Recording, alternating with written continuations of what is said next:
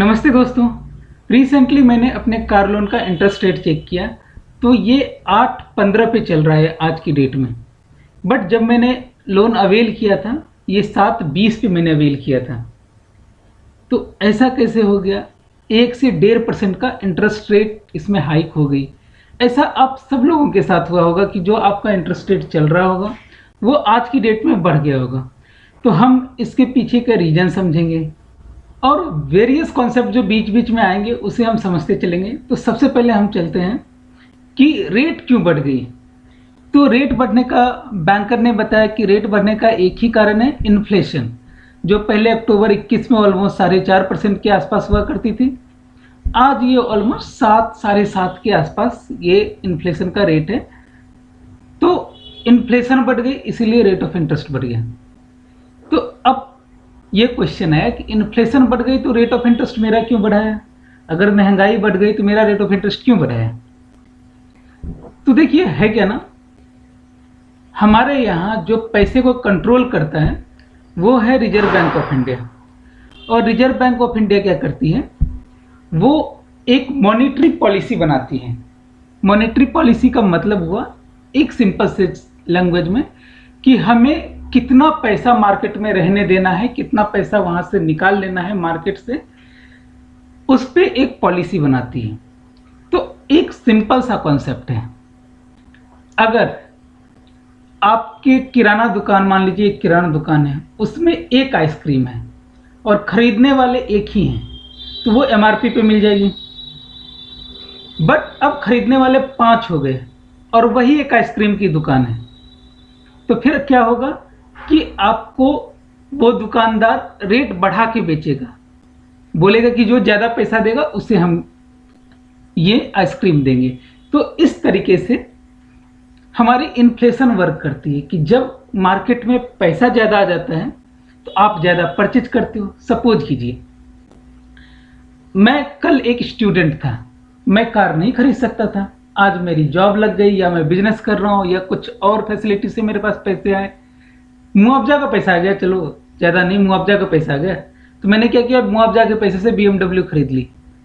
तो BMW जो supply हो रही थी और खरीदने वाले ज़्यादा हो गए तो सप्लाई उसकी लिमिटेड हो गई और खरीदने वाले ज़्यादा हो गए, इसीलिए BMW की रेट बढ़ जाएगी। तो इससे कोप अप कैसे करते हैं, तो जितनी आपके खरीदने वाले बढ़ रहे हैं उतने से अपना प्रोडक्शन बढ़ा दीजिए। अगर आपकी प्रोडक्शन नहीं बढ़ रही है, मतलब किराना दुकान में अगर 4 लोग खरीदने वाले हो गए आइसक्रीम की, तो आप 4 आइसक्रीम 3 आइसक्रीम और कहीं से ले आओ, तो 4 आइसक्रीम दे सकते हो। लेकिन अब आप ये समझो कि वो 3 आइसक्रीम आप प्रोड्यूस ही नहीं कर सकते, तब तो इन्फ्लेशन बढ़ेगी। जब इन्फ्लेशन बढ़ती है तो आरबीआई क्या करती है कि वो बैंक को जो लोन देती है वो रेट बढ़ा देती है। अब आप पूछोगे बैंक भी लोन लेती है? बिल्कुल लेती है। बैंक पैसे कहाँ से लाती है? या तो आपसे डिपॉजिट के फॉर्म में पैसे लाती है, या दूसरा वो आरबीआई से पैसे उधार लेती है कि आप उधार दीजिए, हम आगे इसको लोन में देंगे। या कई और भी मेजर हैं, हम सिंपल लैंग्वेज में समझते हैं कि चलिए यहाँ पे आपके पब्लिक से पैसा लिया या रिजर्व बैंक ऑफ इंडिया से पैसा लिया। तो रिजर्व बैंक ऑफ इंडिया से जो पैसा लिया तो रिजर्व बैंक कोई रेट चार्ज करती होगी, तो उसे बोलते हैं रेपो रेट। तो जब आपका इन्फ्लेशन कंट्रोल करना होता है तो रिजर्व बैंक ऑफ इंडिया क्या करती है, रेपो रेट बढ़ा देती है। अब आपने सुना होगा ना किसी किसी दुकानदार को कि आपने बोला कि भैया ये 100 रुपये का, उन्होंने बोला, आपने बोला कि 90 रुपये में दे दो, तो वो बोलता है भैया पड़ता नहीं पड़ेगा, मेरा तो 95 रुपये का खरीद ही है। तो सिमिलर बैंक के साथ होता है। अगर बैंक को अगर रेपो रेट आज की डेट में सपोज कीजिए कि 5.40 है, 5.40 में पैसा मिल रहा है रिजर्व बैंक ऑफ इंडिया से, तो वो आपको 6% पे नहीं दे सकता क्योंकि उसके अपने भी खर्चे हैं। तो वो क्या करेगा, कुछ अपना खर्चा, स्टाफ की सैलरी, एडमिनिस्ट्रेटिव कॉस्ट, ये सब जोड़ के जैसे ही रेपो रेट बढ़ेगी, जैसे मान लीजिए यहाँ पे 4% थी सितंबर 1 2021 में, अभी 5.40 है सपोज की, तो ये जो 1.5% का 1.40% का जो रेपो रेट बढ़ा है, तो इतने से कम आपका इंटरेस्ट बैंक भी बढ़ाएगी कम से कम। अगर नहीं बढ़ा रही तो वो लॉस में है या उसके एडमिनिस्ट्रेटिव कॉस्ट कम हो गए। तो यहाँ समझ में आया कि रेपो रेट बढ़ेगी तो हमारा बैंक का किस तरीके से रेट बढ़ेगा। अब ये क्यों बढ़ती है? अब मान लीजिए अभी आपका मेरा कार लोन का रेट 8.15 चल रहा है। अगर आज की डेट में मुझे कार लोन लेना होता तो मैं नहीं सोचता कि कार लोन लूँ, तो मैं क्या करता, उस पैसे को सेव कर लेता कि आने वाले टाइम में जब रेट कम होगा तब मैं लोन लूंगा। मतलब मैं पैसे खर्च नहीं रहा हूँ। अगर मैं खर्चूंगा नहीं तो जो प्रोडक्शन ऑलरेडी हुआ है, जो कार मेरे लिए ऑलरेडी बन के तैयार है, वो मैं खरीद नहीं रहा हूँ। अगर मैं खरीद नहीं रहा हूँ तो उसकी डिमांड कम हो गई, डिमांड कम हो गई तो जो उसकी प्राइस है ऑटोमेटिक कम हो जाएगी। सिंपल सा कॉन्सेप्ट। अब इसी के साथ एक और मैं आपको बात बता दूं, कभी कभी बैंक में क्या होती है ना, एक दिन के लिए पैसा चाहिए होता है। जैसे अचानक से मुझे सारे पैसे खर्च हो गए, सारे पैसे मैंने लोन में दे दिए, अचानक से आज मुझे पैसे की जरूरत है एक दिन के लिए। सिंपल लैंग्वेज में उसी को बोलते हैं marginal standing facility rate, MSF rate. ये हमेशा रेपो रेट से ज्यादा होगा। क्यों? क्योंकि अर्जेंसी। अब एक होता है रिवर्स रेपो रेट। अब रिवर्स रेपो रेट क्या होती है? तो अब मान लीजिए कि बैंकों के पास बहुत सारा पैसा है, आप कस्टमर हैं, आपने 3-3% पे 4-4% पे कोरोना के टाइम में बिल्कुल बैंकों के पास बहुत ज्यादा पैसा आ गया, तो RBI क्या करती है, बोलती है कि अच्छा ठीक है, ये पैसा आप कहाँ रखोगे, आप मुझे लोन में दे दो। तो किस रेट पे देंगे? वो रेपो रेट से कम होगा, 3.35 पे मुझे ये लोन दे दो। मतलब कमर्शियल बैंक अगर RBI को लोन दे रही है तो रिवर्स रेपो, और RBI कमर्शियल बैंक को लोन दे रही है तो रेपो रेट। तो अब इसको दूर कैसे कर सकते हैं? ये तो रिस्क हो गया ना आपके लिए। आपकी सैलरी तो बढ़ी नहीं, या सैलरी बढ़ी भी है, बहुत सारे लोगों की नहीं बढ़ी होगी, बट आपकी EMI बढ़ जाएगी।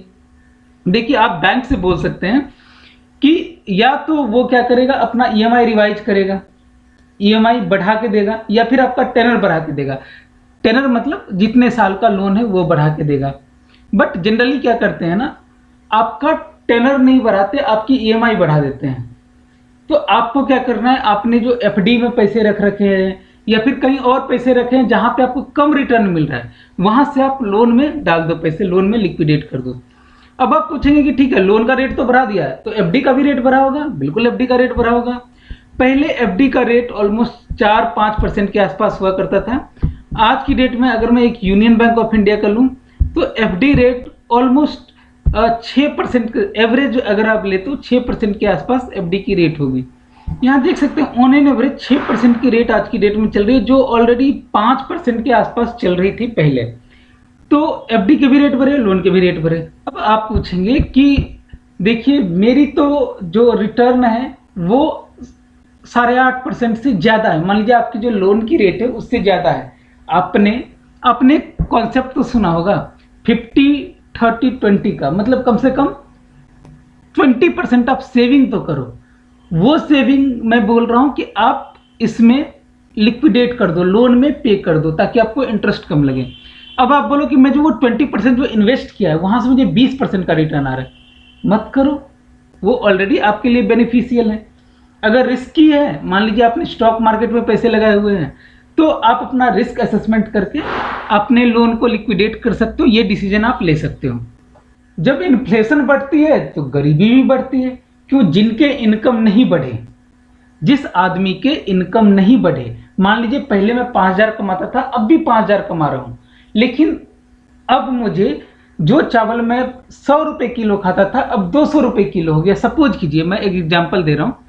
तो मेरी तो जो बेसिक इनकम जो 5,000 रुपए थी, उसमें अब मेरी बेसिक नेसेसिटी भी पूरी नहीं होगी। तो गरीब और गरीब हो जाएंगे। जिनकी रेगुलर इनकम, मतलब जिनकी इनकम उस हिसाब से इन्फ्लेशन के हिसाब से नहीं बढ़ी है, वो गरीब हो जाएंगे। अब किसी ने मुझसे पूछा कि RBI पैसे क्यों नहीं प्रिंट कर देती, प्रिंट करके गरीबों को दे दो। तो अब ये एक कॉन्सेप्ट है कि RBI पैसे क्यों नहीं प्रिंट कर सकती। सपोज कीजिए, ये RBI का कॉन्सेप्ट ही नहीं है। आपका घर है, आपके घर में आप एक किसान हो, आपके घर में 100 केजी अनाज है, बस इतना ही है, ना कोई पैसा है ना कुछ है, 100 केजी अनाज है। आपके घर के बाहर आया एक आइसक्रीम बेचने वाला, आपके पास पैसे थे नहीं। बचपन में याद है, अनाज के बदले हमें आइसक्रीम मिला करता था।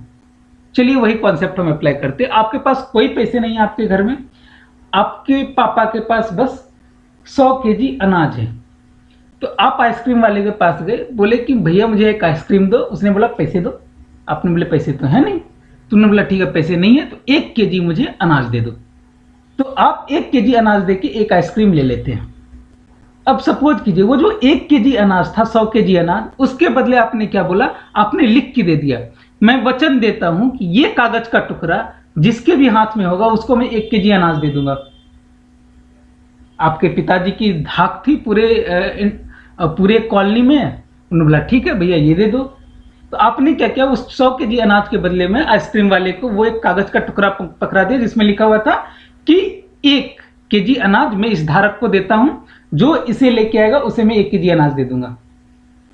वो बोला ठीक है भैया बहुत अच्छी बात है, अनाज तो मुझे ढोना पड़ता है, इसे तो मैं कहीं भी ले जाकर रख सकता हूं। अब वो आइसक्रीम वाला गया किसी दूसरे दुकान वाले के पास, सपोज कीजिए बर्फ वाले के पास गया। उसने बोला भैया बर्फ दे दो, 1 केजी बर्फ दे दो। उसने बोला कि भैया ठीक है रुपये दो। इसमें बोला रुपये तो नहीं है। तो बोला 1 केजी अनाज में आपको बर्फ मिल जाएगा। उसने क्या किया, वो कागज का टुकड़ा उसे थमा दिया बर्फ वाले को। बर्फ वाले ने उसे बर्फ दे दिया। अब बर्फ वाला क्या किया, लास्ट में वो कागज का टुकड़ा लेके पहुंच गया आपके पिताजी के पास। बोला भैया ये लिखा हुआ है कि जो ये कागज लेके आएगा उसे मैं 1 केजी अनाज दूंगा, तो ये लो कागज और मुझे अनाज दो। तो आपके पापा ने उसे 1 केजी अनाज दे दिया। यही कॉन्सेप्ट है रुपये का। यहां पे क्या है ना, वो जो लिख के दिया था ना वही है आपके नोट।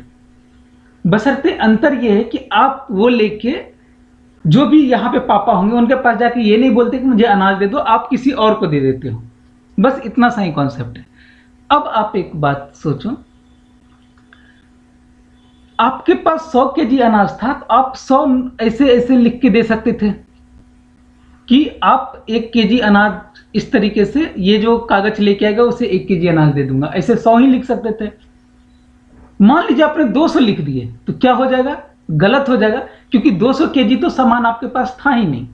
उसकी वैल्यू कितनी हो जाएगी, मतलब आधी रह जाएगी ना। अगर आपने 200 अगर इस तरीके के नोट लिख के दे दिए तो इसका मतलब क्या हो जाएगा ना, उसकी वैल्यू आधी रह जाएगी। फिर आपको 2 ऐसे ऐसे नोट लेके जाने पड़ेंगे आइसक्रीम वाले के पास, तब वो आपको एक आइसक्रीम देगा। तो यही कॉन्सेप्ट पैसे के भी साथ चलता है। तो पापा इस केस में है रिजर्व बैंक ऑफ इंडिया। जो अनाज है वो है इंडिया की टोटल जीडीपी, मतलब पूरी जितनी सामान है यहाँ पर प्रोडक्शन हुई है, जितनी सर्विसेज है, उसकी वैल्यू एक्यूमुलेटेड। और जो वो नोट लिख के दिया ना आपके पापा को, वही है हमारा करेंसी। किसी पे 1000 लिखा रहता है, किसी पे 500, किसी पे 1 रुपया, किसी पे 10 रुपये। तो आप उतने ही नोट प्रिंट कर सकते हैं जितना आपके पास साधन है, मतलब जितनी आपके पास प्रोडक्शन है, जितने पैसे की औकात एक तरीके से आपके पास है।